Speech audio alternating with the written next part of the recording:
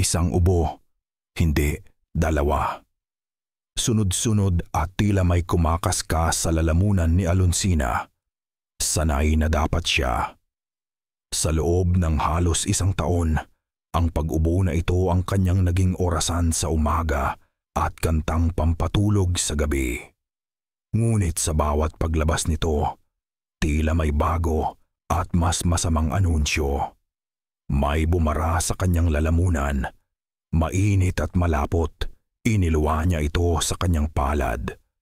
Sa kanyang nanginginig na kamay, hindi lang dugo ang naroon. May mga tuyot na talulot ng bulaklak, maliliit, kulay krema, atlanta, tulad ng mga bulaklak ng sampaguitang pinulot matapos ang isang linggong pagkakabitin sa altar. Naamoy niya ito, amoy ng lupa, ng nabubulok na halaman at ng kamatayan. Sina, ang boses ay mahina, nag-aalala at nagmula sa may pintuan. Hindi na kumatok si Lunti. Hindi na niya kailangan. Ang bahay ni Sina ay naging bahay na rin niya. Mabilis na itinikom ni Sina ang kanyang palad. Pilit na ngumiti kahit ramdam niya ang panunuyo ng dugo sa gilid ng kanyang labi. Lunti, ang aga mo naman yata. Hindi sumagot si Lunti. Ang kanyang mga mata na kasing lalim at kasing kulimlim ng dagat bago bumagyo ay nakatuon sa kamay ni Sina. Dahan-dahan siyang lumapit, dala ang isang maliit na palanggana ng maligamgam na tubig at malinis na basahan. Kinuha niya ang kamay ni Sina at sa paraang walang tanong at walang paghuhusga, marahan niyang binuksan ito at pinunasan ang dugo at mga bulaklak. Ang mga kamay ni Lunti na sanay sa lambat at sagwan ay kahangahangang naging banayad para sa kanya. Tahimik lang siya. Ngunit sa kanyang katahimikan, naroon ang lahat ng salitang hindi kayang bigkasin ni Sina. Pag-aalala, takot, at isang pangakong hindi siya iiwan. May dala akong isdang araw, sabi ni Lunti, habang inaayos ang unan sa likod ng dalaga. Sabi ni Lola Basyang, mabuti raw ang sabaw nito para sa panghihina mo. Tumangulang si Sina. Si Lola Basyang. Ang albularyo ng Baryo Amihan. Sinubukan na nito ang lahat. Tapal, dasals, orasyon, pampausok, ngunit ang lagnat na amoy lupa ay pabalik-balik pa rin. Lalo lang siyang nanghina hanggang sa ang paglalakad mula sa kanyang silid patungo sa dalampasigan ay naging isang napakalaking pagsubok. Kinagabihan, habang buhat-buhat siya ni Lunti sa kanyang likod at naglalakad sila sa dalampasigan, dumating ang dayo. Isang bangka ang dumaong mas malaki at mas pino kaysa sa mga bangka ng mangingisda sa baryo. Mula roon ay bumaba ang isang lalaking hindi nila kilala. Matangkad, maputi, at may ngiting tila kayang painitin ang malamig na simoy ng hangin ng amihan. Nagpakilala siyang si Dalisay, isang pintor na naghahanap daw ng inspirasyon sa mga liblib na lugar. Agad siyang napaligiran ng mga taga-baryo, ngunit ang mga mata ni Dalisay ay sa isang direksyon lang nakatuon, kay Sina. Isang diwata sa dalampasigan, sabi ni Dalisay. Ang kanyang boses ay malambing at puno ng paghanga. Lumapit siya at tila nagbigay daan ang mga tao, ngunit tila may dinaramdam ang diwata. Naramdaman ni Sina ang paghigpit ng hawak ni Lunti sa kanyang mga binti, isang kilos ng pagprotekta. Sino ka? Tanong ni Lunti. Ang boses ay magaspang, tulad ng mga batong hinahampas ng alon. Hindi siya pinansin ni Dalisay. Nakatingin pa rin ito kay Sina. May mga lunas na hindi matatagpuan sa mga dahon o dasal. Minsan, Nasa lupa mismo ang sakit at ang lunas. Tumingin ito kay Lola Basyang nakadarating lang. Hindi po ba, Lola? Ngumiti lang ng tipid ang matanda. Nang gabing iyon, hindi mapakali si Sina. Ang mga salita ni Dalisay ay umuulit-ulit sa kanyang isipan. Mula sa kanyang bintana, tanaw niya ang dalampasigan na naliligo sa liwanag ng buwan. Ang lahat ay tahimik maliban sa ugong ng mga alon. Ngunit may iba pa siyang nakita. Sa buhanginan, malapit sa kung saan nagsisimula ang maliit na kakahuyan sa gilid ng baryo, may gumagalaw. Sa unay inakala niyang anino lang ito ng mga puno. Ngunit habang tinititigan niya, nakita niya ang tunay na anyo nito. Mga ugat. Maliliit na ugat ng puno, gumagapang sa ibabaw ng buhangin, palihim at mabagal. Parang mga ahas na gawa sa kahoy. At lahat sila, abuwang, ay gumagalaw sa iisang direksyon. Papunta sa kanyang bahay. Napasinghap si Sina at ang kanyang kamay ay napahawak sa kanyang dibdib. Naramdaman niya ang pamilyar na pangangati sa kanyang lalamunan. Isang ubo ang paparating. At sa gitna ng kanyang takot, isang anino ang lumabas mula sa kakahuyan at tumayo sa dalampasigan. Si Dalisay. Tumingala ito at sa dilim, tila alam nitong nakatingin si Sina sa kanya. Tumingin ito diretso sa kanyang bintana. At ngumiti ito. Kasabay ng pagngiti ni Dalisay, ang mga ugat sa buhanginan ay biglang huminto sa paggapang, tila naghihintay ng utos. Biglang nanlamig ang batok ni Sina. Mas malamig pa sa hanging amihan na umiihip mula sa dagat.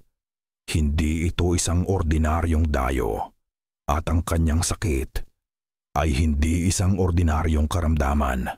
Hindi isda ang amoy ng hangin. Iyon ang unang napansin ni Lunti pagkagising, bago pa man sumikat ang araw. Hindi ang pamilyar na alat ng dagat o ang amoy ng basang lambat. Amoy lupa. Parehong amoy na nanggagaling sa ubo ni Sina. Mula sa kanyang maliit na dampa sa may dalampasigan, kitang-kita niya ang bahay ni Sina. At sa tapat nito, naroon si Dalisay. May dalang isang bungkos ng mga halamang gamot na hindi pa nakikita ni Lunti kailanman. Nakangiti ito habang kinakausap ang ina ni Sina. May kung anong kumukulo sa loob ni Lunti. Hindi ito simpleng selos. Ito ay isang primal na pakiramdam. Isang babala na tila isinisigaw ng bawat alon na humahampas sa kanyang paanan. Ang lalaking ito ay panganib. Pagdating niya sa bahay ni Sina, nadatnan niya itong umiinom ng isang tasang tsaa na inihanda ni Dalisay. Maitim ang kulay nito at may kakaibang amoy. "Masarap, Sina?" tanong ni Dalisay. Ang kanyang mga mata ay hindi inaalis sa dalaga. "Mapait, pero parang gumaan ang pakiramdam ko," sagot ni Sina. At sa unang pagkakataon sa loob ng maraming linggo, may bahagyang kulay sa kanyang mga pisngi. Lumapit si Lunti. "Anong klaseng gamot yan?" tanong niya. Ang boses ay direkta at walang paligoy. Ngumiti si Dalisay. "Sikreto ng mga ninuno ko. Mga halamang gubat na hindi kilala ng mga taga-dagat." May patutsyada sa huling mga salita nito. Isang hamon. Tinitigan ni Lunti ang tsaa. Ang amoy nito'y hindi lang lupa. May kasama itong amoy ng nabubulok na kahoy at mamasamasang dahon. Amoy ng kailaliman ng gubat kung saan hindi na nasisinagan ng araw. Sa mga sumunod na araw, tila bumuti nga ang kalagayan ni Sina. Nakakatayo na siyang mag-isa. Nakakangiti na siya ng mas madalas. At sa bawat pagbuti niya, lalo siyang napapalapit kay Dalisay. Ikinukwento nito ang tungkol sa mga diwata ng puno, mga engkanto sa mga bulaklak, mga kwentong pumupuno sa isipan ni Sina ng hiwaga. At unti-unti, pinuputol ang espasyo para kay Lunti. Isang hapon, hindi na natiis ni Lunti. Kailangan niya ng kasagutan. Kailangan niya ng sandata. Pumalaot siya ngunit hindi para mangisda. Lumangoy siya papalayo sa baryo, sa isang bahagi ng dagat na iniiwasan ng lahat. Ang tawag nila dito'y bulsa ng gabi ninin, adi dyan nilansa na gabi, isang malalim na bahura kung saan kahit katanghalian ay tila dapit hapon. Sumisid siya. Sa ilalim ng tubig, nag-iba si Lunti. Ang kanyang mga galaw ay naging mas matulin, mas kampante. Ang kanyang mga baga, na parabang mas malaki kaysa sa ordinaryong tao, ay kayang mag-imbak ng hangin ng matagal. Dito sa kaharian ng katahimikan, malinaw ang lahat. Hinahanap niya ang koral na umaawit. Isang pambihirang uri ng koral na umiilaw kapag may kadilimang malapit. Ayon sa mga kwento ng kanyang mga ninuno, ang ilaw nito ay kayang sumunog sa masasamang espiritu. Natagpuan niya ito sa pinakamalalim na bahagi ng bahura. Isang maliit na sanga ng koral na kumikinang na may mapusyaw na asul na liwanag. Ngunit habang papalapit siya, ang ilaw nito'y biglang kukurap-kurap na parabang may mas malakas na kapangyarihan na sinusubukang patayin ito. Nang hawakan niya ang koral, isang imahe ang biglang pumasok sa kanyang isipan. Hindi ito alaala. Isa itong pangitain. Nakita niya ang isang dambuhalang puno ng balete. Ang mga ugat nito'y parang mga galamay na nakabaon sa buong baryo amihan. At mula sa puso ng puno, naroon si Dalisay. Nakangiti habang yakap-yakap si Sina na walang malay. Umahon si Lunti. Humihingal. Hindi dahil sa kakulangan ng hangin, kundi dahil sa takot. Palubog na ang araw nang bumalik siya. Mula sa di kalayuan, natanaw niya sina Sina at Dalisay magkasamang naglalakad papasok sa maliit na kakahuyan sa gilid ng baryo. Ang kakahuyan kung saan nakatayo ang matandang puno ng balete. Palihim siyang sumunod. Itinago niya ang sarili sa likod ng mga puno ng niyog. Ang kanyang bawat galaw ay walang tunog. Narinig niya ang boses ni Dalisay, malambing at mapang-aki. At ang puno ng balete ang siyang hari rito. Ang kanyang mga ugat ang nagbibigay buhay sa buong lugar. Kung pakikinggan mong mabuti, maririnig mo siyang bumubulong. Tumigil sila sa harap ng dambuhalang puno.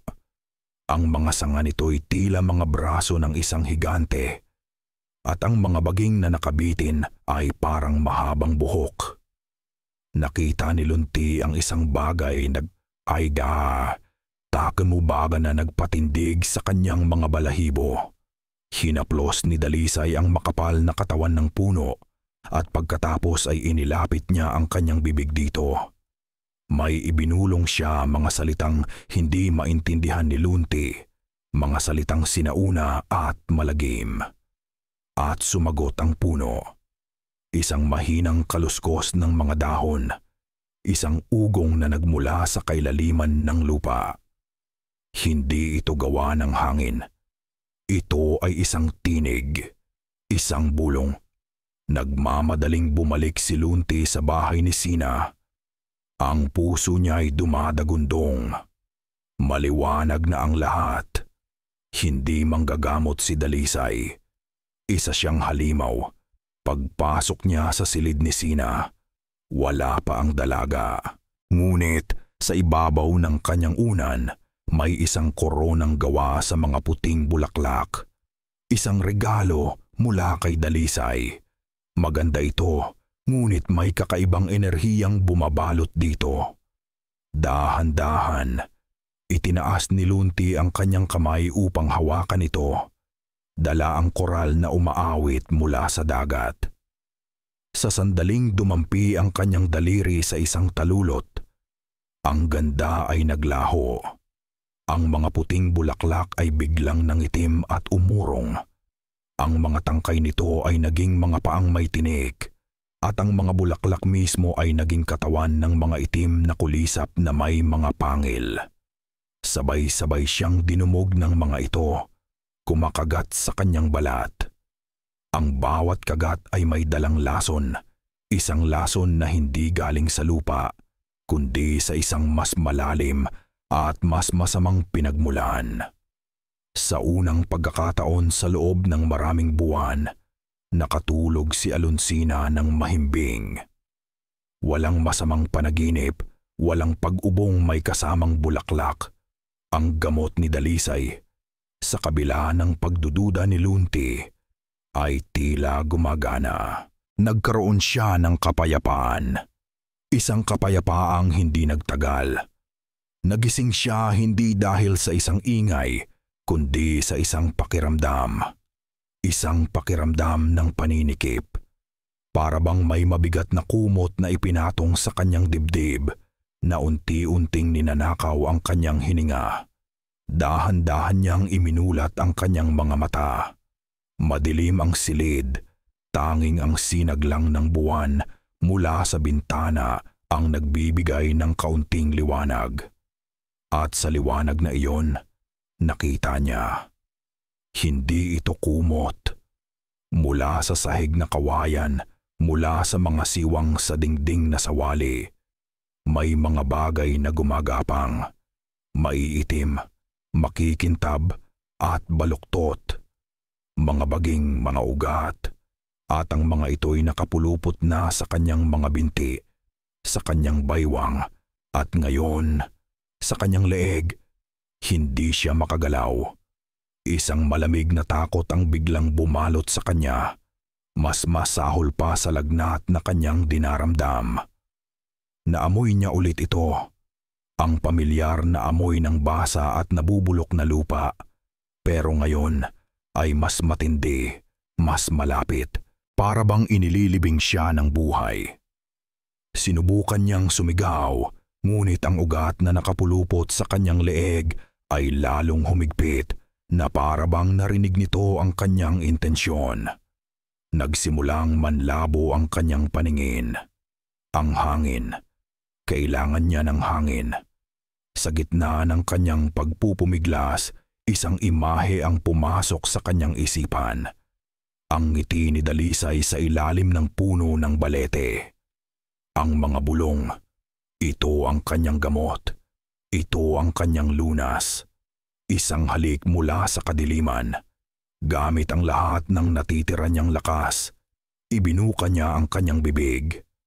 Walang tunog na lumabas sa simula, hanggang sa isang garalgal at desperadong sigaw ang pumunit sa katahimikan ng gabi.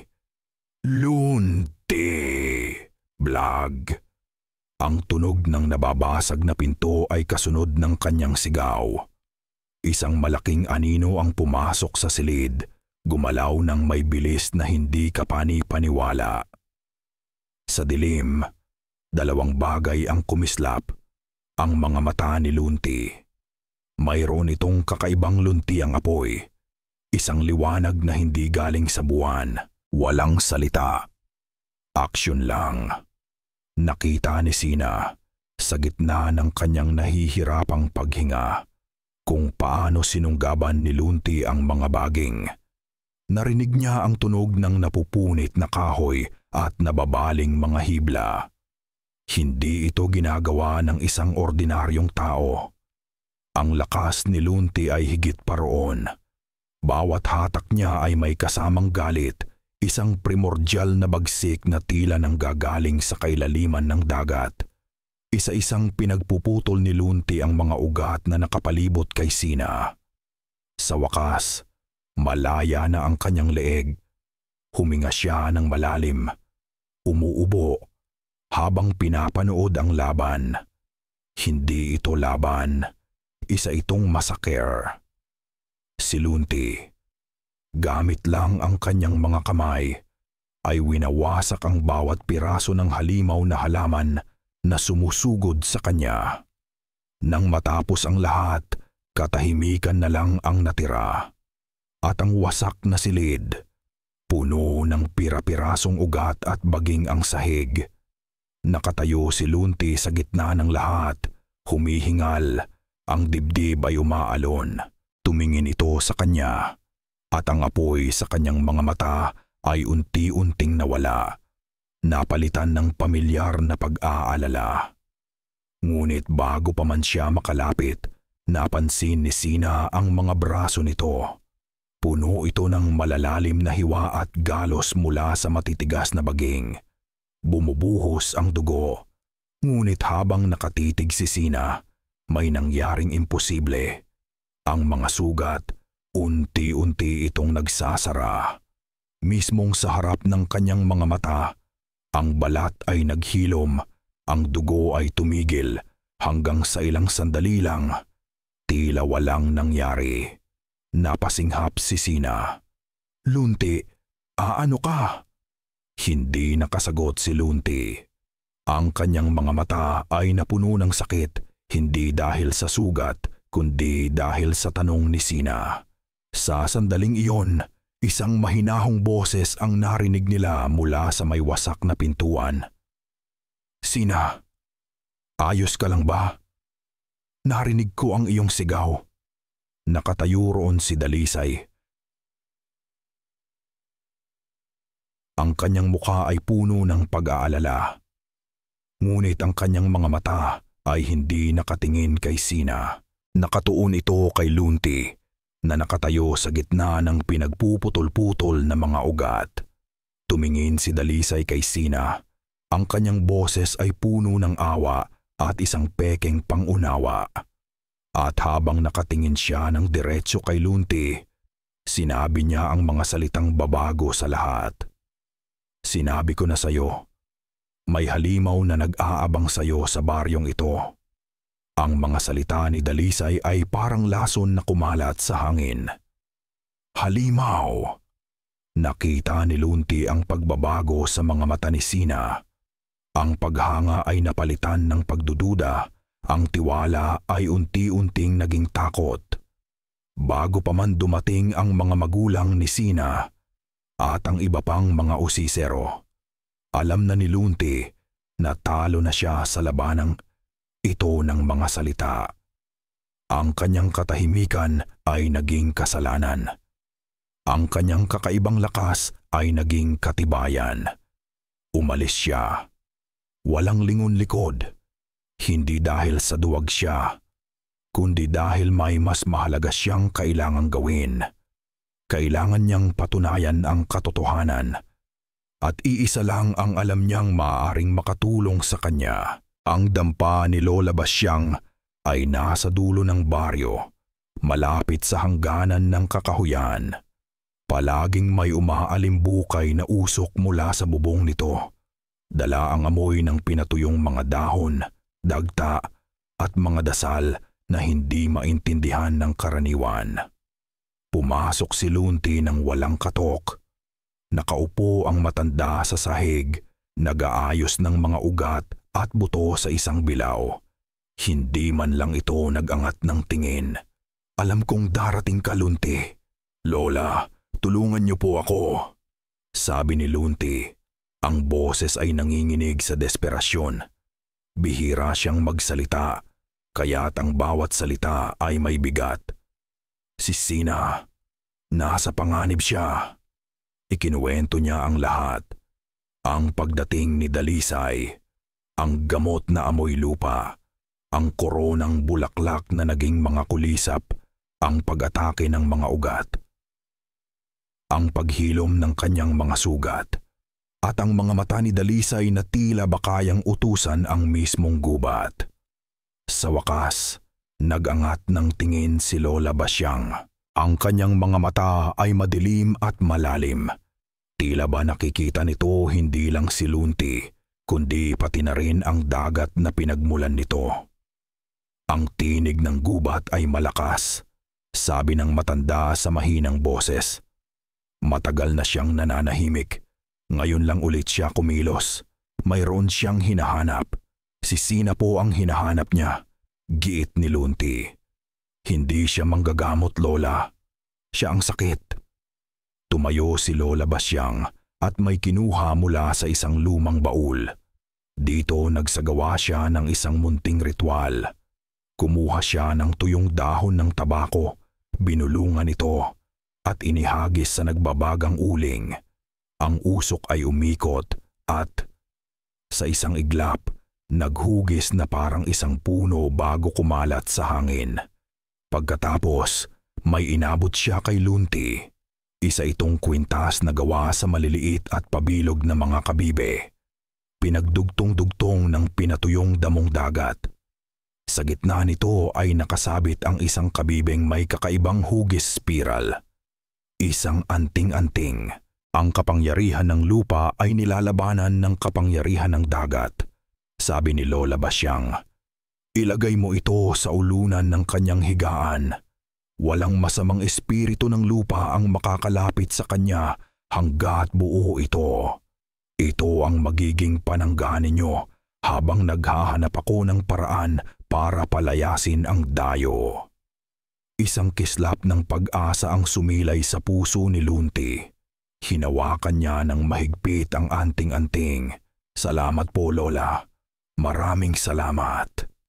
Nang gabing iyon, habang ang lahat ay natutulog, palihim na pumasok si Lunti sa bahay ni Sina. Mahimbing ang tulog ng dalaga, ngunit kahit sa pagtulog, bakas sa mukha nito ang pagod at takot. Dahan-dahan, isinabit ni Lunti ang kwintas na kabibe sa poste ng kama, sa mismong ulunan ni Sina. Mula sa labas, sa ilalim ng anino ng isang puno ng niyog, nagbantay si Lunti. Pinakiramdaman niya ang hangin. Ang dagat ay kahina-hinalang tahimik. Ang mga alon ay tila bumubulong ng pag-iingat. Ngunit sa bahay ni Sina, walang gumagalaw. Walang anino ng mga ugat. Walang bulong mula sa kakahuyan. Tila gumagana ang anting-anting. Sa kauna-unahang pagkakataon mula nang dumating si Dalisay, nakahinga ng maluwag si Lunti. Siguro may pag-asa pa. Siguro may laban pa sila. Hawak pa rin niya sa kanyang bulsa ang koral na umaawit. Pamilyar ang mahinang asul na ilaw nito sa kanyang palad. Isang paalala ng kanyang tunay na tahanan. Ngunit bigla, ang asul na ilaw ng koral ay kumislap ng malakas na para bang sinasaktan. Napatingin si Lunti sa bintana ng silid ni Sina kung saan nakasabit ang anting-anting. Sa sinag ng buwan, isang manipis na guhit na sinliit ng buhok ang lumitaw sa ibabaw ng kabibeng hugis spiral. Pinanood ito ni Lunti. Ang kanyang paghinga ay biglang naipit sa kanyang lalamunan. Ang guhit ay unti-unting lumaki, gumagapang na parang isang itim na gagamba. Narinig niya ito, isang napakahinang tunog, isang snap na mas malakas pa sa kulog sa kanyang pandinig. Nabiyak ang kabibe. Mula sa loob nito, walang bumagsak na perlas o anumang banal na bagay. Ang tanging laman nito ay itim na buhangin at isang patay, nakabaluktot na alupihan. Sa sandaling iyon, naintindihan ni Lunti. Hindi siya binigyan ni Lola Basyang ng panangga. Binigyan siya nito ng pain, isang kasinungalingan. At sa di kalayuan, mula sa direksyon ng kakahuyan, narinig niya ang isang mahinang tawa. Ang tinig ni Dalisay. Nagdiriwang, katahimikan. Iyon ang sumunod sa sigaw at gulo. Isang katahimikang mas nakakabingi. Si Lunti ay umalis, kudund. Si Dalisay ay nanatili. Tinulungan ang kanyang mga magulang na guwatabay na ayusin ang nasirang pinto. Ang kanyang bawat kilos ay kalmado at tiyak. Ang buong baryo ay nagbubulungan. Ang pangalan ni Lunti, na dati binabanggit ng may paggalang, ngayon ay binibigkas na may kasamang takot. At si Sina, nasa gitna ng lahat, ay litong-lito. Ang Lunti na nakita niya kagabi, ang mga matang nag-aapoy, ang lakas na hindi makatao, ang mga sugat na naghihilom, ay hindi ang Lunti na kanyang kinalakihan. Ngunit ang mga ugat na iyon, ramdam pa rin niya ang multo ng mga iyon sa kanyang leeg. Ang galit ay isang makapangyarihang salamangka, Sina. Bulong ni Dalisay sa kanya kinaumagahan habang sila'y nakaupo sa labas ng bahay. Lalo na ang galit na nagmumula sa pagseselos. Nagkakaroon ito ng sariling buhay. Nagiging halimaw. Pero, kaibigan ko siya, nanghihinang sagot ni Sina. At mahal ka niya, malumanay na sabi ni Dalisay. Ngunit ang pagmamahal na hindi nasusuklian ay nagiging lason. Nakita niya tayong magkasama. Naramdaman niyang nawawala ka sa kanya. At ang kadiliman sa loob niya ay gumising para kunin ka pabalik. Habang nagsasalita si Dalisay, aksidenteng nahiwa ni Sina ang kanyang daliri sa isang matulis na piraso ng nabasag na kawayan. Maliit lang na sugat, pero umagos ang dugo. Bago pa man siya makakilos, marahang kinuha ni Dalisay ang kanyang kamay. Ipinatong nito ang kanyang palad sa sugat ni Sina. Naramdaman ni Sina ang ngiti na ang isang kakaibang init, hindi nakakapaso, kundi nakakaginhawa. Para itong sinag ng araw na tumagos sa kanyang balat. Nang alisin ni Dalisay ang kanyang kamay, nawala ang sugat. Walang bakas, walang dugo. Napatingin si Sina kay Dalisay, namimilog ang mga mata. Ang lupa ay kayang manakit, sabi ni Dalisay, ngunit kaya rin nitong maghilom. Ang tanong ay kung kaninong kamay ang gumagamit sa kapangyarihan nito. Nagsimulang maniwala si Sina. Ang mahinahong pagpapagaling ni Dalisay laban sa marahas na lakas ni Lunti. Ang liwanag laban sa dilim, ang mga piraso ay nabubuo sa kanyang isipan. Ang pagiging mailap ni Lunti, ang kanyang mga biglaang pagkawala sa dagat, ang kanyang katahimikan. Lahat ng ito ngayon ay tila mga palatandaan ng isang lihim na itinatago. May isang lugar kung saan hindi kanya magagalaw, alok ni Dalisay. Isang lugar na sagrado kung saan ang kapangyarihan niya ay walang silbi. Dinala siya ni Dalisay sa kakahuyan. Sa lugar kung saan nakita ni Lunti ang lahat. Ngunit sa mga mata ni Sina, iba ang kanyang nakita. Hindi ito nakakatakot. Ito ay mahiwaga. Ang hangin ay mas malamig at mabango. Amoy orkidyas at basang lupa. Ang mga sinag ng araw na tumatagos sa mga dahon ay lumilikha ng mga gumagalaw na anino na tila mga naglalarong diwata. Huwag kang matakot sa puno, sabi ni Dalisay. Tinutukoy ang dambuhalang balete na nakatayo sa gitna. Siya ang puso ng amihan. Ang mga alamat na kinatatakutan ng mga taga-baryo ay mga kwentong pambata lang. Ang syokoy ay mga nilalang ng selos at bagsik. Ngunit ang mga dalakit, ang mga espiritu ng puno, sila ang mga tagapangalaga. Habang sila'y papalapit, nakakita si Sina ng maliliit na bulaklak na tumutubo sa paanan ng puno. Mga bulaklak na hindi niya pa nakikita kailanman. At sa dilim ng lilim ng puno, ang mga ito'y kumikinang na may mahinang puting ilaw. Ang tanawin ay kaakit-akit. Isang santuwaryo. Isang lugar ng kapayapaan. Ang lahat ng takot na naramdaman niya kagabi ay unti-unting napapalitan ng isang pakiramdam ng kaligtasan. Ito ang lunas. Ito ang proteksyon. Sina. Ang sigaw ay nagmula sa gilid ng kakahuyan. Si Lunti. Nakatayo siya roon, ang damit ay gulanit, ang buhok ay magulo. May mga tuyong dugo pa sa kanyang braso. Mukha siyang mabangis, desperado. Isang halimaw na sugatan. Agad na humakbang si Dalisay sa harap ni Sina, na para bang isang panangga. Huwag kang lalapit sa kanya, mahinahong babala ni Dalisay. Sina, umalis ka dyan. Nililinlang ka lang niya. Sigaw ni Lunti. Ang kanyang boses ay puno ng pait at pagmamakaawa.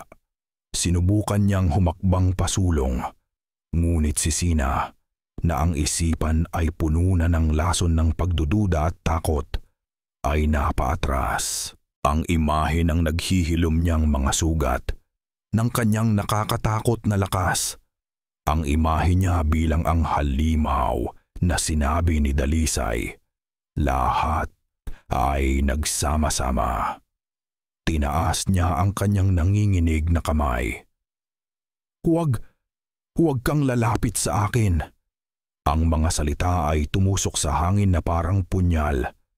Nakita ni Sina ang sakit sa mga mata ni Lunti, isang sakit na mas malalim pa sa anumang sugat na kayang maghilom. Para bang ang buong mundo ni Lunti ay gumuho sa isang salita lamang mula sa kanya. At sa likod niya na narama pa matatapong. Naramdaman ni Sina ang malamig na kamay ni Dalisay sa kanyang balikat, isang kilos ng pag-aari at tagumpay. Sakit. Walang salitang makapaglalarawan sa naramdaman ni Lunti. Mas masahol pa ito sa lason ng mga kulisap, mas matalas pa sa alinmang tinik ng isda. Ang mga salita ni Sina, huwag kang lalapit, ay parang alon na bumasag sa lahat ng natitira sa kanya. Ngunit sa ilalim ng sakit, may pumalit. Galit. Isang galit na kasing lamig at kasing tindi ng pinakailalim na bahagi ng karagatan. Hindi ito galit kay Sina, kundi sa nilalang na lumason sa isipan nito. Hindi na niya tiningnan si Sina. Ang kanyang mga mata, na ngayoy muling naglililaydigta, muling nagliliyab sa luntiang apoy, ay nakatuon na lamang kay Dalisay. Tapusin na natin to, sabi ni Lunti. Ang boses ay mababa at nagbabanta, hindi na boses ng isang simpleng mangingisda. Ngumisi si Dalisay habang ang kamay ay nananatili sa balikat ni Sina. Wala ka nang babalikan, halimaw ng dagat. Pinili na niya ang kanyang tagapangalaga. Hindi ka tagapangalaga, sagot ni Lunti. Isa kang salot, isang parasito na kumakain sa buhay niya. At ano ka? Tanong ni Dalisay. Ang ngisi ay lalong lumapad. Isang nilalang na nagtatago sa ilalim ng tubig. Isang isdang nagpapanggap na tao. Sa tingin mo, iibigin ka niya kapag nakita niya ang tunay mong anyo? Hindi na sumagot si Lunti. Sa halip, humakbang siya pasulong. At sa paghakbang niya, ang lupa ay yumayanig. Hindi ito lindol. Ito ay utos. Mula sa kinatatayuan ni Dalisay, ang lupa sa paanan ni Lunti ay biglang bumuka. Mula sa siwang, lumabas ang mga ugat. Hindi na maliliit na baging, kundi mga dambuhalang ugat na kasing kapal ng braso ng tao. Matutulis ang dulo na parang mga sibat. Sabay-sabay itong sumugod kay Lunti. Narinig ni Lunti ang pagsigaw ni Sina sa likuran ni Dalisay. Isang sigaw ng purong takot. At ang sigaw na iyon ang nagtulak sa kanya na gawin ang bagay ay na pinakakinatatakutan niya. Hindi siya umilag. Hinarap niya ang mga ugat. At nagsimula ang pagbabago. Isang nakakakilabot na tunog ng nababaling mga buto ang umalingaw-ngaw. Napaluhod si Lunti. Sumisigaw hindi sa sakit kundi sa puwersa ng pagbabagong anyo. Ang kanyang balat ay napunit at sa ilalim nito, lumitaw ang mga kaliskis, luntian at asul na kumikinang na parang perlas sa ilalim ng tubig. Ang kanyang mga daliri ay humaba at nagkaroon ng matutulis na kuko. Sa kanyang leeg, 3 guhit ang biglang bumuka at naging mga hasang na marahas na kumukuha ng hangin. Ang kanyang mga mata ay lalong nagliyab at ang kanyang bibig ay bumuka sa isang sigaw na hindi na sigaw ng tao. Ito ay isang atungal, isang tunog mula sa kailaliman, puno ng kapangyarihan at pagdurusa. Ang Lunti na mangingisda ay naglaho. Ang nakatayo na ngayon sa kanyang lugar ay isang Shokoy. Matangkad, maskulado, balot sa mga kaliskis, may mga palikpik sa braso at likod, at mga matang purong lunti ang liwanag. Napatigil si Sina sa pagsigaw. Napalitan ito ng isang hikbi ng kawalan ng pag-asa. Ang halimaw na binabanggit ni Dalisay ay totoo. Ngunit ang Shokoy ay hindi nakatingin sa kanya. Nakatingin ito sa mga ugat na papalapit. Sa isang iglap, sinalubong nito ang mga ito. Ang mga ugat na parang sibat ay walang nagawa sa kanyang makaliskis na balat. Gamit ang kanyang mga kuko, pinagpuputol niya ang mga ito na parang mga tuyong sanga. Ang lakas na ipinakita niya kagabi ay wala kumpara sa bagsik niya ngayon. Siya ay isang puwersa ng kalikasan, isang bagyo na nagkatawang tao. Nawala ang ngisi sa mukha ni Dalisay. Napalitan ito ng pagkabigla. Sa loob lang ng ilang segundo, ang lahat ng ugat ay pira-piraso na sa lupa. Nakatayo ang Shokoy sa gitna ng pagkawasak, humihingal, ang mga hasang ay bumubuka at sumasara. Dahan-dahan itong lumingon, ang mga mata ay na nakataas ay nakatuon kay Dalisay. Hahakbang na sana ito para tapusin ang laban. Ngunit isang boses ang pumigil sa lahat. Isang malamig at makapangyarihang boses. Hulihin ang halimaw na yan. Mula sa mga anino ng kakahuyan, lumabas si Lola Basyang. At sa likod niya, dala-dala ang mga sulo at mga matutulis na sibat na gawa sa kawayan ay ang mga kalalakihan ng Baryo Amihan. Hindi sila nakatingin kay Dalisay, ang dayo na nag-utos sa lupa. Hindi sila nakatingin kay Sina, ang dalagang sentro ng lahat ng gulo. Ang kanilang mga mata, na puno ng takot at determinasyon, ay nakatuon lahat sa iisang nilalang, kay Lunti. Walang takot sa mga mata ni Lola Basyang. Walang pag-aalinlangan. Habang ang buong baryo ay napapaatras sa nakakakilabot na anyo ng Shokoy, siya ay nanatiling nakatayo. Ang kanyang postura ay kasing tibay ng mga batong nakapalibot sa amihan. Sa kanyang paningin, hindi niya nakikita si Lunti. Apuy amataduwi, bakabkan ang batang halos lumaki na sa kanyang harapan. Ang nakikita niya ay isang komplikasyon, isang hindi inaasahang salik sa isang kasunduang mas matanda pa sa kanilang lahat. Ang sumpa ng amihan. Naaalala pa niya ang mga kwento ng kanyang lola na narinig din nito mula sa kanyang lola. Isang panahon kung saan ang amihan ay hindi paraiso ng mga mangingisda, kundi isang libingan. Isang salot ang kumalat. Mas mabilis pa sa alon at ang amoy ng kamatayan ay mas matindi pa sa amoy ng isda sa palengke. Walang gamot, walang dasal ang gumana. Namamatay ang mga bata sa bisig ng kanilang mga ina. Sa kanilang desperasyon, ang mga ninuno ng amihan ay gumawa ng isang kasunduan. isang kasunduan sa pinakamatandang nilalang sa lugar. Ang dalakit na naninirahan sa dambuhalang puno ng balete, kapayapaan at kasaganaan para sa baryo. Walang sakit, masaganang huli, kapalit ng isang nobya, isang babaeng mula sa lahi ng unang nakipagkasundo na iaalay sa dalakit sa takdang panahon upang panibaguhin ang kapangyarihan nito at ang kanilang proteksyon. Si Alonsina. Ang huling engguwa, ang huling anak na babae ng lahing iyon. At si Lola Basyang, bilang albularyo at tagapag-ingat ng mga lihim ng baryo, ang siyang tagapagpatupad. Ang kanyang mga gamot kay Sina ay hindi pampagaling.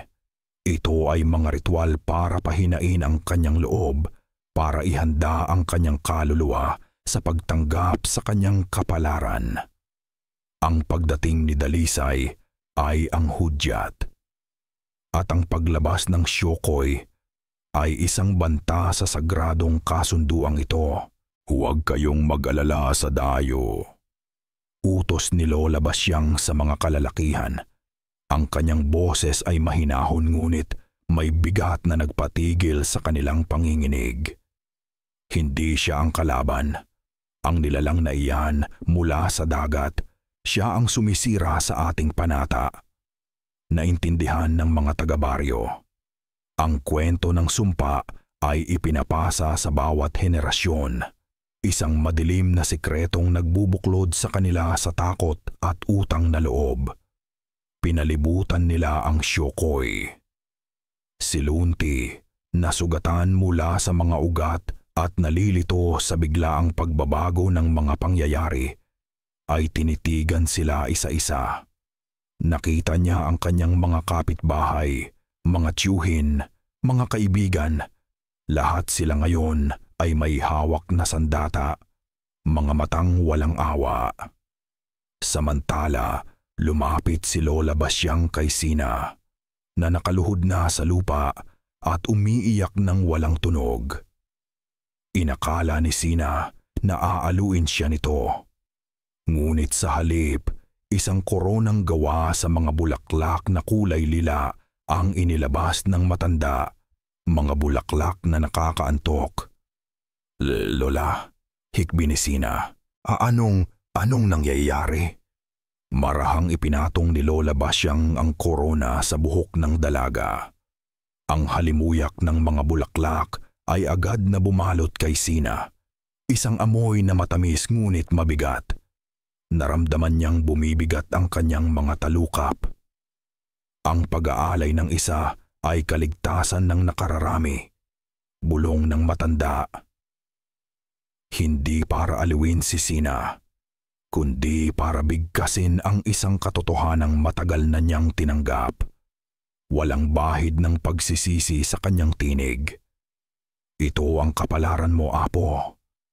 Sinubukang labanan ni Sina ang antok.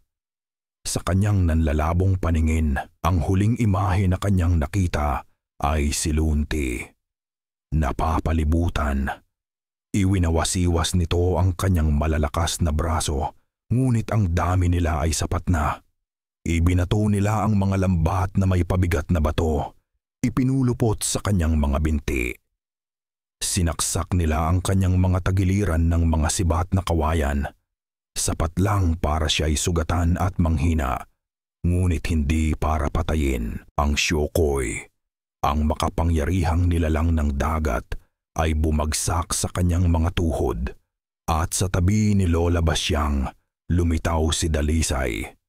Pinunasan nito ang kaunting alikabok sa kanyang damit. At sa ibabaw ng naghihingalong katawan ni Lunti at ng nawawalang malay na si Sina, ngumiti ito ng may tagumpay. Nawalan ng malay si Sina. Nagising si Alonsina sa isang amoy. Amoy ng mamasa-masang lupa, sariwang dagta ng puno, at ang pinagsamang halimuyak ng 1,000 bulaklak. Dahan-dahan niyang iminulat ang kanyang mga mata. Hindi ito ang kanyang silid. Hindi rin ito ang kakahuyan. Nakahiga siya sa isang kama na gawa sa malalambot na lumot sa loob ng isang silid na walang pinto at bintana. Ang mga dingding ay hindi gawa sa kahoy o bato. Ang mga dingding ay buhay, isang magkakaugnay na mga ugat at sanga na kumikinang na may mahinang luntiang liwanag. Mula sa kisame, nagawa rin sa mga dahon, nakabitin ang mga bulaklak na tila mga bituin. Nagbibigay ng sapat na liwanag sa buong lugar. Ito ay maganda, kaakit-akit at nakakatakot. Nasisiyahan ka ba sa aking tahanan? Ang boses ni Dalisay ay umalingaw-ngaw sa buong silid, na para bang nanggagaling sa bawat dingding. Lumitaw siya mula sa isang anino, ngunit hindi na siya ang Dalisay na kilala ni Sina. Ang kanyang anyo ay nagbago. Mas matangkad siya, ang kanyang balat ay tila balat ng isang matandang puno, magaspang at may mga guhit. Ang kanyang buhok ay parang mga tuyong dahon at ang kanyang mga mata ay 2 piraso ng esmeraldang nagliliyab. Isa siyang nilalang na gawa sa gubat. Isang dalakit. "Nasaan ako?" tanong ni Sina, sinusubukang bumangon. Naramdaman niyang wala na ang kanyang panghihina. Sa katunayan, pakiramdam niya'y mas malakas siya kaysa dati. "Nasa puso ka ng aking kapangyarihan, nasa loob ka ng puno," sagot ni Dalisay habang dahan-dahang lumalapit. "Dito, walang makakapanakit sa'yo. Dito, ligtas ka." "Ligtas? Kinuha niyo ako. Nilinlang niyo ang lahat." "Hindi," pagtatama ni Dalisay. "Tutuparin ko lang ang isang matandang kasunduan. Ang iyong mga ninuno ay nakiusap sa akin. Ibinigay ko sa kanila ang kasaganaan. Kapalit ay ikaw. Ikaw ang aking nobya, Alonsina. Ang iyong lakas buhay ang siyang magpapanatili sa aking kapangyarihan at sa proteksyon ng buong amihan." Sinubukan ni Sina na tumakbo. Ngunit saan siya pupunta? Lumapit siya sa isang dingding. Hinahampas ito. Ngunit ang mga ugat ay malambot at nababanat, sumasabay lang sa kanyang mga suntok na parang unan. Bawat sulok ng lugar na ito ay siya, si Dalisay. "Huwag kang lumaban, mahal ko," sabi ng dalakit. "Tingnan mo." Hinawakan nito ang isang makinis na bahagi ng dingding. Biglang nagbago ang ibabaw nito, naging parang salamin na gawa sa tubig. At sa salamin, ipinakita nito kay Sina ang mga pangitain. Ipinakita nito ang baryo amihan na payapa at masagana. Ang mga lambat ay puno ng isda. Ang mga bata ay malulusog. Pagkatapos, ipinakita nito ang mangyayari kapag tumanggi siya. Ang dagat ay magiging kulay dugo, ang mga pananim ay matutuyo, at isang salot na mas masahol pa sa dati ang lalamon sa buong baryo. "Ito ang balanse, Alonsina," sabi ni Dalisay. "Ang buhay mo para sa buhay nila. Hindi ba't isang marangal na sakripisyo?" Pagkasuklam, iyon ang naramdaman ni Sina. Ang kabutihan ni Dalisay ay isang pagkukunwari lamang. Ang kanyang proteksyon ay isang pagbabanta. Hindi ito pag-ibig, ito ay pag-aari. "Hindi ako pag-aari ng kahit sino," mariing sabi ni Sina. Ang kanyang mga mata ay nag-aapoy sa galit sa unang pagkakataon. Ngumiti ang dalakit, tila nasiyahan sa kanyang tapang. "Matututunan mo rin akong mahalin. Mayroon tayong walang hanggan." May kinuha ito mula sa isang sulok. Isang damit pangkasal na hinabi mula sa pinakamanipis na sapot ng gagamba. Pinalamutian ng maliliit na patak ng hamog na kumikinang na parang mga diamante. Ito ang pinakamagandang damit na nakita ni Sina sa buong buhay niya. At ito rin ang pinakanakakatakot. Malapit na ang seremonya, bulong ni Dalisay. Ang buong baryo ay naghihintay sa labas para saksihan ang ating pagsasama. Ibinigay nito ang damit kay Sina. Kasabay nito, mula sa labas ng puno, isang tunog ang nagsimulang umalingaw-ngaw. Isang paulit-ulit na tunog ng mga tambol na gawa sa kahoy. Mabagal. Sinusundan ng isang malagim na awitin mula sa mga taga-baryo.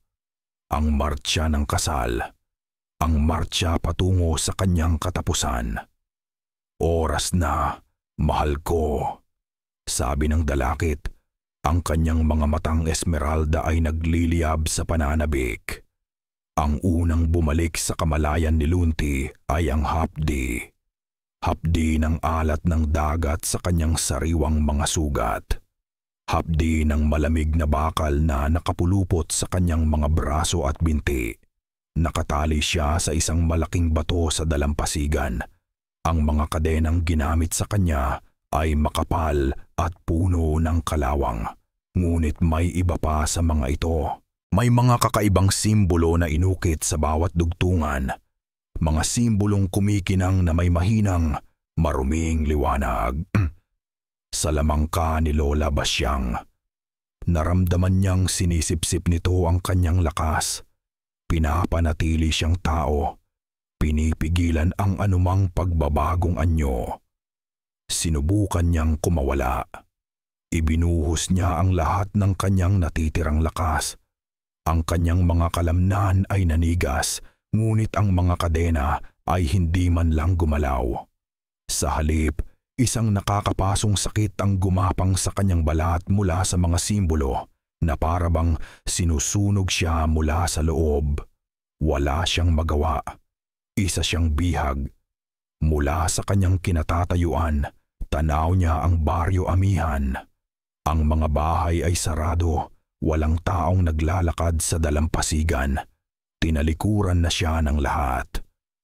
Isang halimaw na dapat mamatay para sa kapakanan ng nakararami. May gumalaw sa gilid ng kanyang paningin. Isang bata. Ang anak ni Mang Cardo na minsan niyang tinuruang gumawa ng bangkang papel. Nakatayo ito sa malayo. Nakasilip mula sa likod ng isang bangka. Ang mga matay puno ng pinaghalong takot at awa. Ngunit agad din itong hinila papasok ng kanyang ina. Isang pagsasara ng pinto. Isang huling pagtalikod. At pagkatapos, narinig niya ito.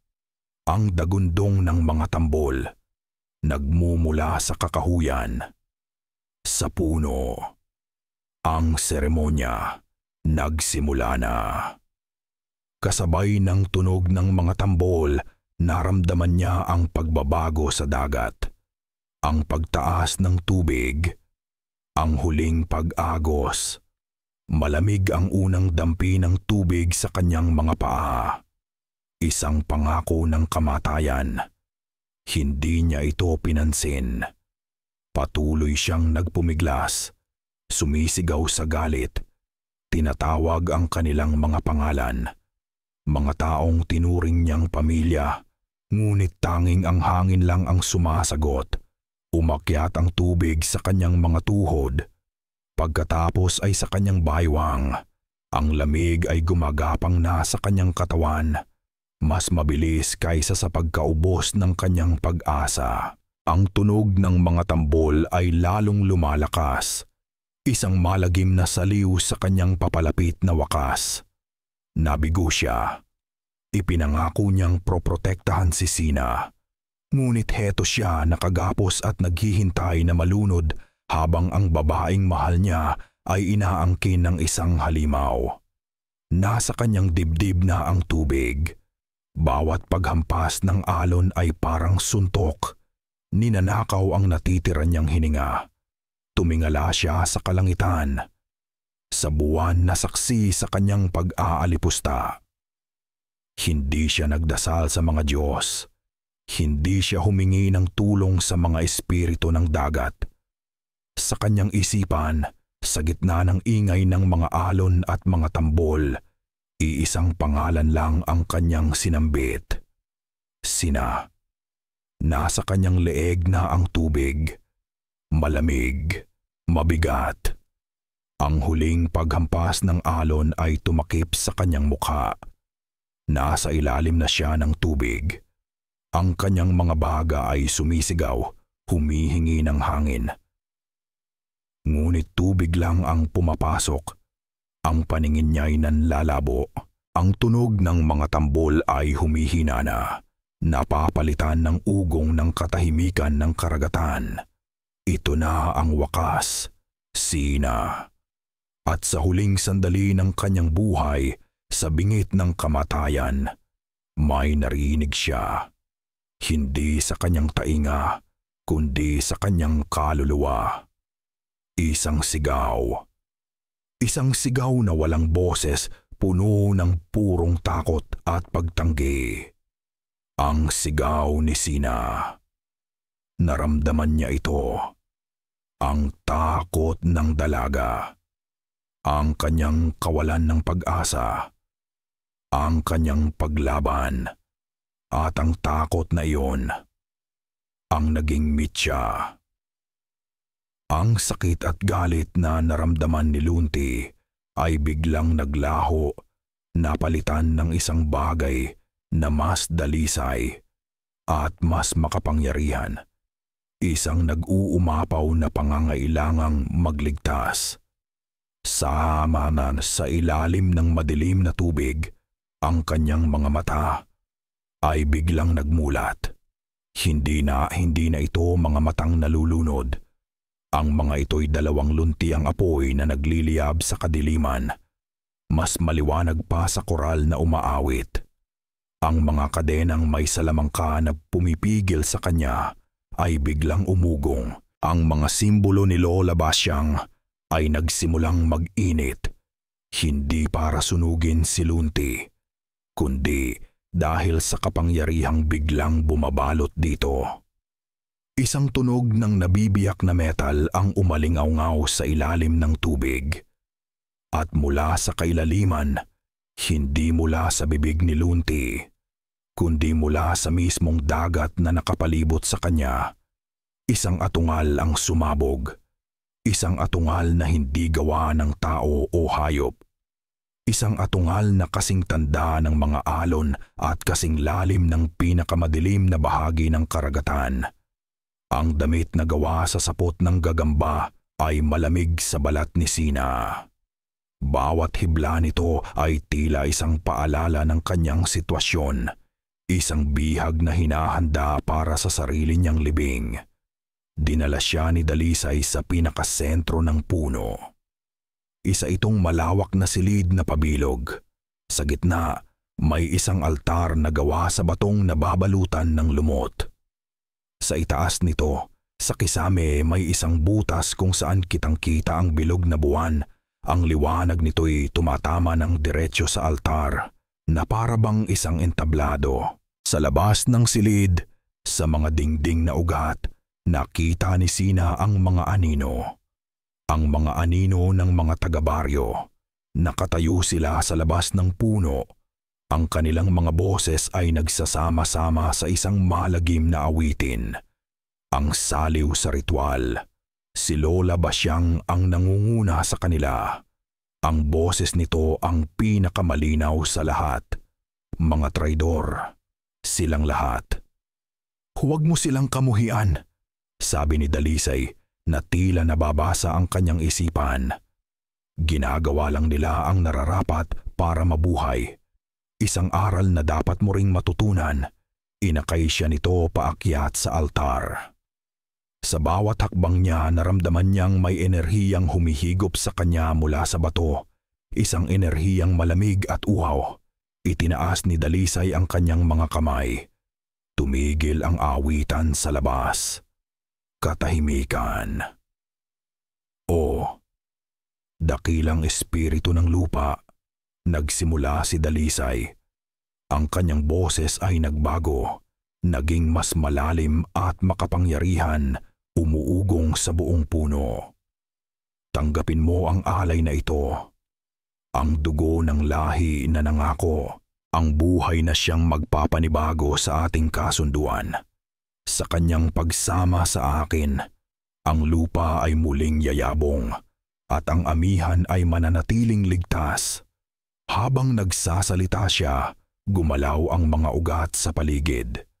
Mula sa altar, gumapang ang maliliit at kumikinang na mga baging. Nagsimulang pumulupot sa mga binti ni Sina. Hindi mahigpit, ngunit may katiyakan. Ang pagsasanib ay nagsisimula na. Isinara ni Sina ang kanyang mga mata. Sa kanyang isipan, wala nang natira kundi kadiliman. Ito na ang katapusan. Ngunit sa kadilimang iyon, isang alaala ang biglang sumulpot. Isang hapon sa dalampasigan. Bata pa sila. Umiiyak siya dahil nalunod ang kanyang laruang manika. At si Lunti, na halos hindi nagsasalita, ay sumisid sa maalong tubig ng walang pag-aalinlangan. Matagal siyang nawala at inakala ni Sina na nalunod na rin siya. Ngunit bigla itong umahon, dala-dala ang manika. Ang kanyang mga labi ay nangingitim sa ginaw. Ngunit may ngiti sa kanyang mga mata. Ang Lunti na iyon. Ang Lunti na sumisid sa panganib para sa kanya. Ang Lunti na winasak ang mga ugat para iligtas siya. Ang Lunti na isinakripisyo ang kanyang sikreto. Ang Lunti na hinayaan niyang mamatay. Hindi. Isang salita. Mahina. Halos isang bulong. Nagpatuloy si Dalisay sa kanyang orasyon. Hindi ito narinig. Bumigat ang paghinga ni Sina.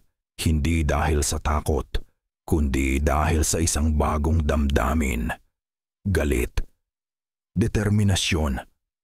Sinabi kong hindi. Sa pagkakataong ito, mas malakas na. Narinig ito ni Dalisay. Natigil ito sa pagsasalita at tumingin sa kanya.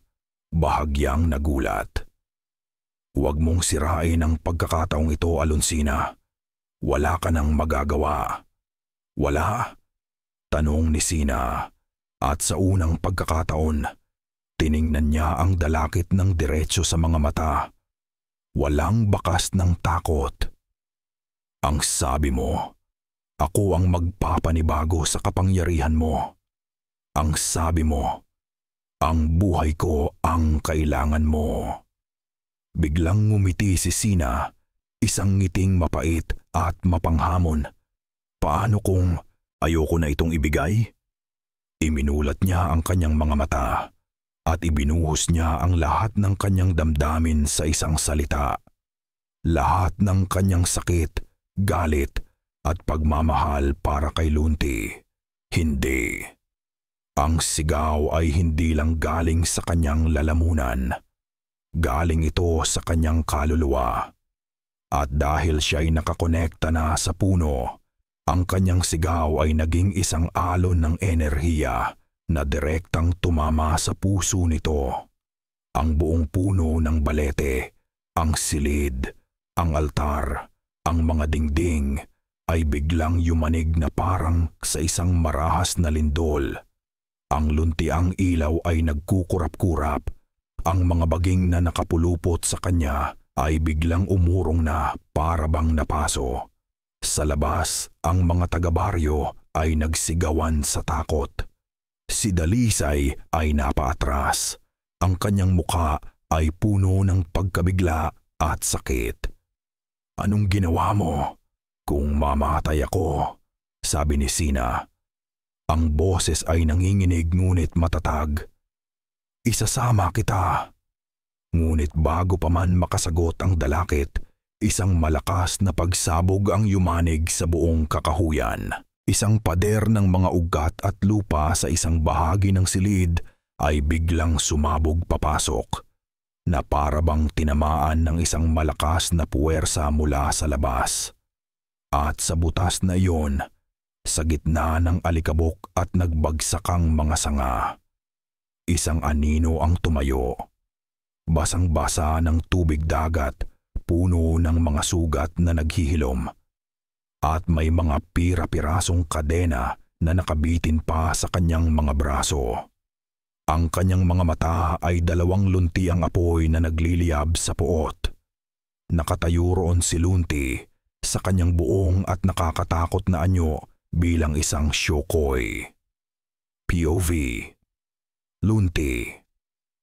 Ang unang nakita ni Lunti ay si Sina, nakahiga sa altar.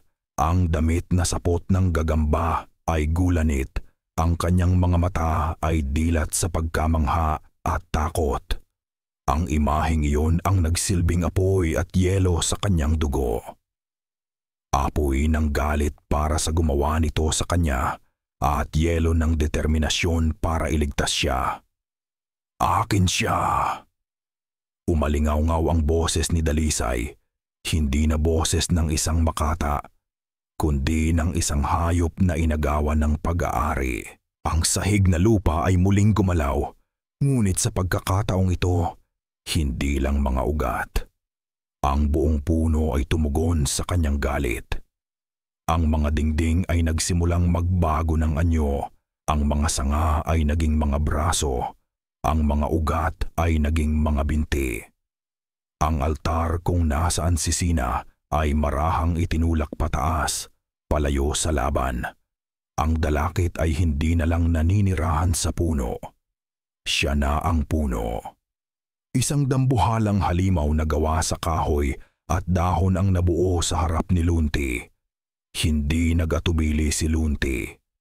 Itinaas niya ang kanyang mga kamay at mula sa basang lupa, mula sa halumigmig ng hangin, ang tubig ay tumugon sa kanya. Bumuo ito ng 2 latigo ng tubig sa kanyang mga kamay. Kumikislap sa liwanag ng buwan. Iwinasiwas niya ang mga ito at ang bawat tama sa halimaw na puno ay nag-iiwan ng malalalim na hiwa na para bang asido ang tubig dagat sa balat nito. POV: Sina. Mula sa itaas ng altar, pinanood ni Sina ang laban ng mga higante. Ito ay isang sayaw ng kalikasan, ang bagsik ng dagat laban sa katatagan ng lupa. Nakita niya ang pag-asa. Si Lunti. Nandito siya. Lumalaban para sa kanya. Ngunit habang tumatagal ang laban, nakikita niya ang katotohanan. Mas malakas ang dalakit sa kanyang sariling teritoryo. Bawat hiwa na nagagawa ni Lunti ay agad na naghihilom. Tinatakpan ng mga bagong ugat at balat ng kahoy. Samantala, si Lunti ay unti-unting napapalibutan ng mga matutulis na sanga na tumutusok mula sa lahat ng direksyon. Kasabay ng bawat galaw ng halimaw na puno, may nararamdaman si Sina. Isang kakaibang koneksyon. Naramdaman niya ang bawat ugat na pumunit sa lupa. Na para bang sarili niyang mga litid ang napapatid. Naramdaman niya ang bawat sangang nababali na para bang sarili niyang mga buto ang nababali. Ang sumpa. Ang kasunduan. Hindi lang nito tinali ang kanyang kapalaran sa dalakit. Tinali nito ang kanilang mga buhay. Nakita niya si Lunti na tinamaan ng isang malaking sanga. Bumagsak ito sa isang tuhod. Papalapit na ang halimaw para sa huling dagok. Desperasyon. Sa sandaling iyon, naintindihan ni Sina ang kailangan niyang gawin. Isang kahila-hilakbot, ngunit tanging paraan. Kung ang sakit ng dalakit ay sakit niya, kung gayon, ang sakit niya ay dapat sakit din nito. Tumingin siya sa paligid. Isang matulis na sanga, nabali mula sa pader sa pagpasok ni Lunti. Ang nasa paanan ng altar. Kinuha niya ito. Ang dulo nito'y kasing talas ng isang punyal. Tumingin siya kay Lunti na ngayoy nakatingin sa kanya. Ang mga mata'y nagmamakaawa na umalis na siya. Patawarin mo ako, Lunti. Bulong niya sa kanyang isipan, POV Lunti. Nakita niya itong kinuha ang sanga. Hindi niya naintindihan noong una. Akala niya ay ipagtatanggol nito ang sarili. Sina, huwag! Sigaw niya. Ngunit huli na ang lahat. Ipinikit ni Sina ang kanyang mga mata. At gamit ang dalawang kamay, itinarak niya ang matulis na sanga sa kanyang sariling tagiliran. Arr! Ang sigaw ay hindi nanggaling kay Sina. Nanggaling ito sa halimaw na puno. Kasabay ng pagsaksak ni Sina sa kanyang sarili, ang dambuhalang nilalang ay biglang napasigaw sa matinding sakit. Nabitawan nito si Lunti at napahawak ito sa kanyang dibdib, sa mismong bahagi kung saan sinaksak ni Sina ang kanyang katawan. Ang koneksyon, ito ay totoo. Nayanig ang halimaw, ang mga galaw nito'y naging mabagal at hirap. Ito na ang pagkakataon. Ginamit ni Lunti ang lahat ng natitira niyang lakas. Tumakbo siya, hindi na iniinda ang mga sugat. Sa gitna ng dibdib ng halimaw, may isang kumikinang na lunti ang ilaw, isang buhol ng mga ugat na tila siyang puso nito. Tumalon si Lunti, ang kanyang mga kuko na parang mga patalim ay nakaumang para sa kanya. At ungal niya, ibinagsak niya ang kanyang mga kamay sa kumikinang na puso. Isang malakas na tunog ng nababasag na kahoy ang umalingaw-ngaw. Isang nakakasilaw na lunti ang liwanag ang sumabog mula sa dibdib ng halimaw, kasabay ng isang huling, naghihingalong sigaw na yumanig sa buong kakahuyan. Dahan-dahan, ang halimaw na puno ay gumuho. Ang mga sanga nito ay natuyo, ang mga dahon ay naging abo, hanggang sa isa na lang itong walang buhay na dambuhalang kahoy. Patay na si Dalisay. Kasabay ng pagbagsak nito, ang lakas ay umalis sa katawan ni Lunti. Ang kanyang anyong Syokoy ay unti-unting naglaho, napalitan ng kanyang anyong tao. Sugatan, duguan, at pagod. Ngunit iisa lang ang nasa isip niya. Tumakbo siya, hirap at paika-ika, pabalik sa altar. At doon, nakita niya si Sina, nakahiga, maputla. Ang damit ay nabahiran ng dugo na umaagos mula sa kanyang tagiliran. Dahan-dahang pumipikit ang kanyang mga mata. POV. Isang hindi pinangalanang taga-baryo. Makalipas ang maraming taon, hindi na tulad ng dati ang baryo Amihan. Ang dagat ay payapa pa rin. Ang halaman na ang huli ng isda ay sagana pa rin. Walang sakit na dumarapo sa amin. Ngunit ang kapayapaan ay may kasamang bigat. Ang kasaganaan ay may bahid ng hiya. Ang simoy ng hangin, ang mismong hanging amihan na ipinangalan sa aming baryo, ay tila mas malamig na ngayon. Bumubulong ng mga salitang hindi namin gustong marinig. Pagtataksil, pagsisisi. Sa gitna ng kakahuyan, nakatayo pa rin ang dambuhalang puno ng balete. Ngunit hindi na ito buhay. Isa na lamang itong itim na kalansay, ang mga tuyot na sanga ay nakaunat sa langit na parang mga daliring nanunumbat. Isang paalala. Isang monumento ng aming kasalanan. Lolo, bakit po patay ang malaking puno? Tanong ng aking apo. Habang kami nakaupo sa dalampasigan, nag-aayos ng lambat. Tumingin ako sa kanya, sa kanyang mga inosenteng mata. Paano ko ipapaliwanag? Paano ko ikukuwento ang alamat na naging bangungot ng aming henerasyon? Huminga ako ng malalim. Ang alat ng hangin ay tila may dalang pait. Dahil ang punong iyan, simula ko, ay uhaw sa isang bagay na hindi na ibigay sa kanya, at sinubukan niyang kunin ito sa maling paraan. Ikinuwento ko sa kanya ang alamat. Ang alamat ng isang dalagang may sakit na amoy lupa, si Alonsina. Ang alamat ng isang dayong may matatamis na salita, ang dalakit na si Dalisay. At ang alamat ng isang tahimik na tagapagtanggol, ang Syokoy na si Lunti. Ikinuwento ko kung paano kami nabulag sa isang sinaunang kasunduan, kung paano kami pumayag na ialay ang isa para sa kaligtasan ng nakararami. Ikinuwento ko ang aming pagtataksil, kung paano namin tinalikuran ang isang kaibigan at ipinagkanulo ang isang inosente. Nang bumagsak ang puno, pagpapatuloy ko, ang boses ko'y halos isang bulong na.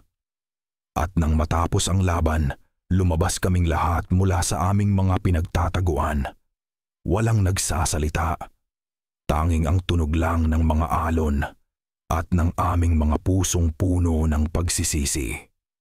At doon, sa gitna ng pagkawasak, nakita namin sila.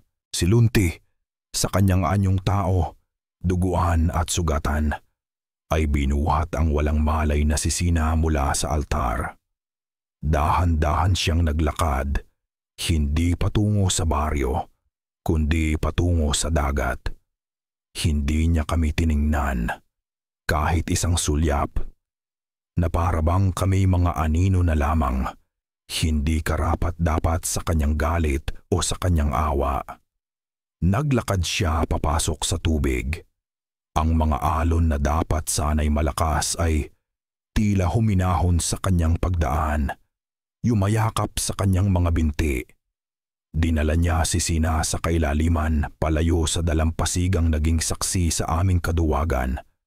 Walang nakakaalam kung ano ang nangyari sa kanila. May mga nagsasabing namatay din si Sina sa kanyang mga sugat. At si Lunti ay lumangoy papalayo para hindi na bumalik kailanman. Ngunit ang mga mangingisda, may iba silang kwento. Sabi nila, sa mga gabing bilog ang buwan, sa pinakamalalim na bahagi ng dagat kung saan hindi umaabot ang mga lambat, may nakikita raw sila. Isang anino ng isang Syokoy na lumalangoy ng may kagaanan. At sa tabi nito, palaging may kasama. Isang babae na ang mahabang buhok ay sumasabay sa agos na parang itim na damong dagat. At sabi nila, sa mga lugar na kanilang dinadaanan, may mga bulaklak na biglang sumisibol sa ilalim ng dagat. Mga bulaklak na gawa sa kumikinang na koral, nagbibigay ng liwanag sa madilim na kalaliman. Tinapos ko ang aking kwento. Tumingin ang aking apo sa dagat, ang kanyang mga matay puno ng hiwaga. Sabi nila, "Lolo, natagpuan niya ang kanyang kapayapaan sa ilalim ng dagat, sa piling ng kanyang tunay na tagapangalaga." Sabi ko, sinusubukang kumbinsihin ang aking sarili.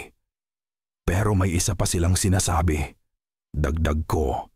At sa pagsabi ko nito, naramdaman ko ang pagtindig ng aking mga balahibo. Sa tuwing may isang dayo na may masamang hangarin na sinusubukang dumaong sa ating baryo, ang mga alon ay biglang nagiging marahas. At ang gubat, kahit patay na, ay ibinubulong pa rin ang kanyang pangalan. At dito nagtatapos ang alamat ni na Alonsina at Lunti. Isang kwentong isinilang mula sa pag-ibig at isinulat sa tubig ng dagat. Mga kaibigan sa dilim, maraming salamat sa inyong pagsama sa akin hanggang sa dulo ng madilim ngunit makabuluhang paglalakbay na ito.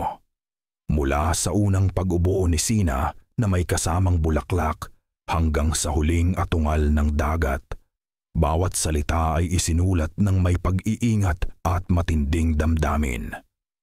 Ang pagsulat sa kwentong ito ay parang paglangoy sa isang dagat ng kalungkutan at pag-asa. Naramdaman ko ang bigat ng pagtataksil, ang sakit ng sakripisyo, at higit sa lahat, ang walang hanggang lakas ng tunay na pag-ibig. Sana, sa pagtatapos ng lahat, hindi lang takot ang naiwan sa inyo, kundi pati na rin ang isang aral. Isang aral na ang pag-ibig ay hindi pagsusumamo o pag-aari tulad ng ginawa ng dalakit. Ang tunay na pag-ibig, tulad ng ipinakita ni Lunti, ay isang sakripisyo, isang pagpapalaya, kahit na ang kapalit nito ay ang sarili mong kapayapaan. At marahil, ang pinakamalaking halimaw ay hindi palaging ang may mga kaliskis o kung minsan, ito ay ang takot na naninirahan sa puso ng mga taong handang isakripisyo ang iba para sa sarili nilang kaligtasan. Ngayon, gusto kong marinig ang inyong tinig. Ano ang inyong naramdaman? Sino ang mas kinatakutan ninyo? Ang Syokoy, ang dalakit, o ang mga taga-baryo? Ibahagi ninyo ang inyong mga saloobin sa ibaba. Ang inyong mga kwento at komento ang nagbibigay buhay sa bawat alamat na ating pinagsasaluhan. Hanggang sa muli nating pagkikita sa susunod na kabanata ng Kadiliman, ako ang inyong tagapagkuwento na laging nagpapaalala, mag-ingat sa mga bulong sa hangin.